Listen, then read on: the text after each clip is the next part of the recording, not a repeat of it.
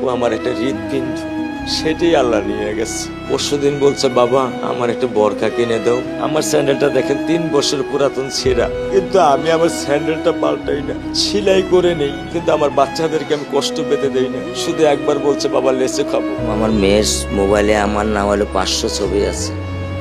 আমি এখনো সাহস পাইনি আমার মেয়ের একটা ছবি বের করে দেখতে। আমার সে সাহস নাই। আমি সে সাহস হারাই ফেলছি, কারণ ও আমার ছিল হৃৎপিণ্ড। ওর জীবনে এমন কোনো চাওয়া নাই যেটা আমি পূরণ করি নাই। পরশুদিন বলছে, বাবা আমার একটা বরখা কিনে দাও। আমার চাচতো ভাই বললো, ভাই ইসলামপুর থেকে 300-400 টাকা পাওয়া যায়। আমি সাথে সাথে নিউ মার্কেট থেকে আমি 1000 টাকা দিয়ে আমার মেয়েকে বরখা এনে দিচ্ছি। আমি দরিদ্র, ভাঙা বাসায় থাকি, কিন্তু আমার সন্তানদেরকে আমি কখনোই দারিদ্রতার স্বাদ পেতে দেইনি।